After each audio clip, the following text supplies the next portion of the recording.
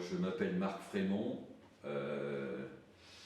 voilà, je fais du théâtre depuis que je suis jeune, c'est-à-dire j'ai fait l'école Jacques Lecoq en 80-82. Voilà, j'ai vraiment passé ma vie à écrire, à jouer, à mettre en scène des projets qui me tenaient toujours à cœur. C'est-à-dire j'ai pas eu le sentiment d'être utilisé dans des projets qui n'étaient pas les miens en fait. Donc j'ai eu cette chance inouïe de travailler sur de la matière que j'avais envie d'explorer, sur une façon aussi peut-être d'aborder le monde et les gens. Donc pour moi, mon métier et ma vie, c'est très imbriqué. Voilà, je dirais ça pour me présenter. Est-ce que tu peux nous présenter la compagnie Pébroke Théâtre? Alors, le Pébroke Théâtre, c'est une structure qui a été créée pour me permettre de créer les projets que j'avais dans la tête. Donc, elle n'a finalement servi qu'à mes projets personnels d'auteur. Le Pébroke existe depuis... il avait un autre nom avant, mais enfin, on peut dire qu'il existe depuis 1984, quelque chose comme ça. Et donc, il y a eu à peu près une création tous les 2 ans avec ce Pébroke. Et voilà, c'est une petite structure qui m'a permis de faire des solos pendant à peu près 15 ans dans une première partie. Après ça, de créer des projets je me suis mis à écrire pour des équipes un peu plus grandes pendant une dizaine d'années, avec 3, 4, 5 comédiens indiennes. Donc ça, on va dire, c'était la période mieux subventionnée, quoi, qui m'a permis de créer. C'est très agréable d'écrire pour un paquet de gens. Après ça, on devient un peu chef d'entreprise, ça me plaisait moins. Le côté artistique, oui, le côté chercher des sous, défendre auprès des institutions, tout ça, c'est beaucoup moins drôle. Du coup, je suis revenu à des formes plus simples depuis une dizaine d'années, quoi, un peu moins. Mais des solos, des duos, peut-être après ça les circonstances de l'existence font qu'il faut jurer de rien. En tout cas, c'est sûrement pas par dépit que je vais créer un solo, ça c'est sûr. Et du coup, ton univers théâtral, ce que toi tu veux défendre comme proposition et comment tu qualifierais ce que tu fais sur scène? Alors, mon désir, quand je crée quelque chose,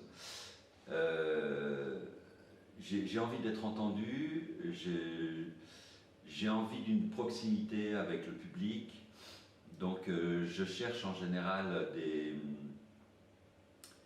des façons de faire pour être vraiment direct avec les gens le plus possible. Je m'éloigne assez peu du spectateur avec de la technique, qui souvent éloigne, ou en tout cas que je maîtriserais mal et qui m'éloignerait des gens. Il y a l'idée d'une parole, c'est-à-dire qu'il y a un peu au fond de moi des désirs d'arranger des choses. Je trouve le monde très brutal, donc les pièces peuvent être cruelles, mais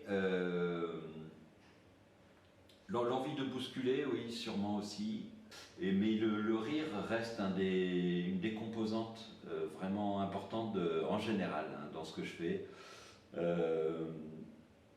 Il y a un équilibrage à faire. J'ai envie que les gens participent activement à la représentation, dans le sens où on les a réveillés parce que c'est plutôt marrant, ils sont un peu émoustillés, en même temps ils entendent des choses qui peuvent les déranger. Donc il y a un équilibre, et puis pour j'ai envie de dire, porter tout ça, une certaine légèreté, une poésie, qui fait que le décalage poétique permet d'aborder les tabous, permet d'aborder des sujets des fois pas faciles.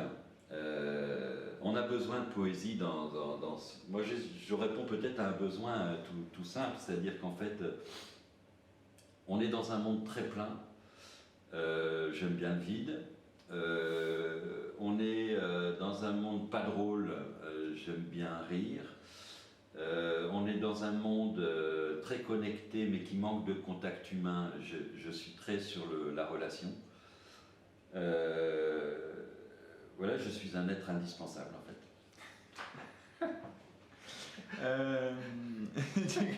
C'est pas mal. Est-ce que du coup tu peux nous parler de ce nouveau projet du coup que tu es en train de travailler en ce moment? Alors la nouvelle, la création du jour, là, c'est pour le moment le titre c'est Demain, donc ça pose une question sur le temps. C'est un projet qui est arrivé dans ma vie un peu par hasard puisque mes parents étant très vieux, ils ont eu besoin d'assistance à un moment donné. Et je me suis retrouvé dans une caravane à côté de chez eux pour les assister. Donc je suis rentré dans leur monde, dans le monde des vieux, quoi. Et j'ai découvert un tas de choses que je ne soupçonnais pas.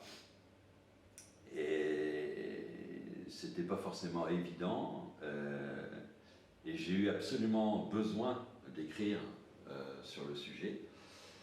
Alors, le résultat de tout ça, c'est que c'est, je pense, un spectacle assez émouvant, finalement, qui peut toucher beaucoup de personnes qui, à un certain âge, se mettent à s'occuper de leurs parents. Et là, on voit un peu la charge qui incombe à ceux qui s'occupent de leurs parents, parce qu'en fait, la société, ça marche jusqu'à un certain point, puis après, il y a des parkings, quoi.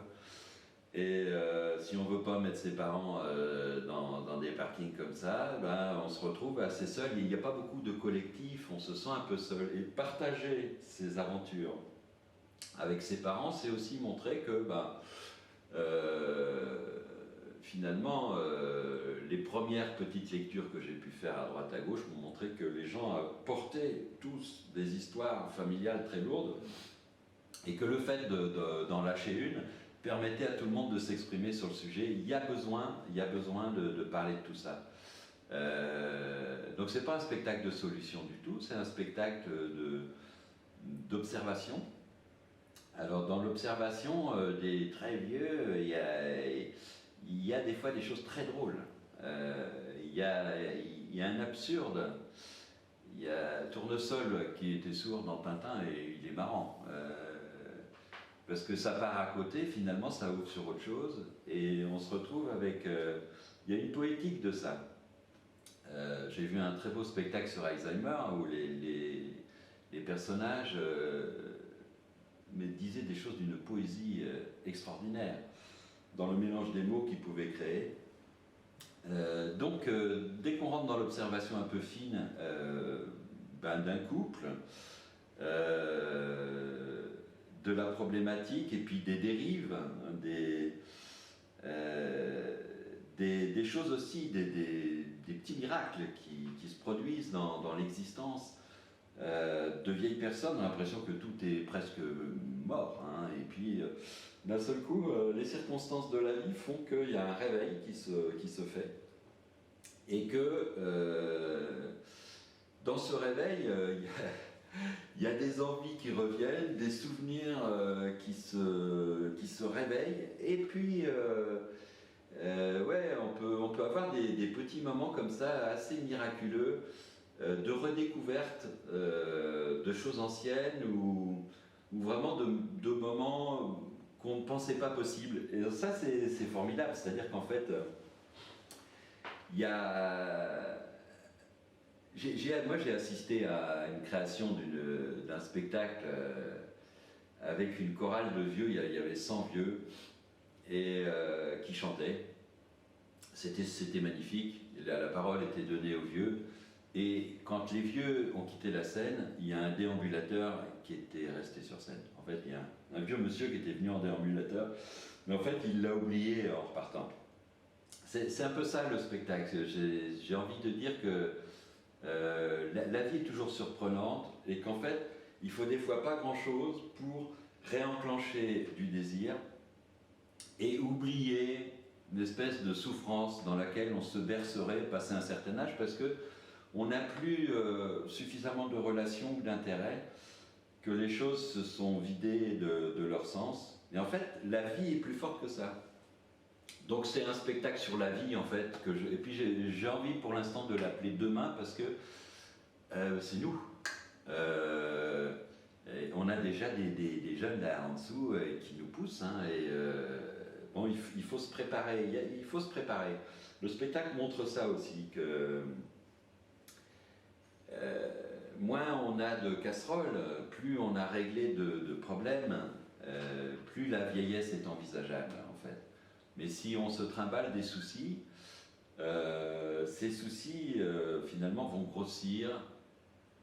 Hein, et quand on secoue un tamis comme ça, le temps passe, les grains tombent, et qu'est-ce qui reste au fond? Ben, les gros morceaux. Hein. Donc c'est les gros morceaux qui font qu'on n'arrive pas à finir, c'est les gros morceaux qui font que ça résiste, alors que finalement la vie s'écoule normalement. Voilà. Donc c'est un spectacle un peu sur les graviers qui restent dans le fond, quoi.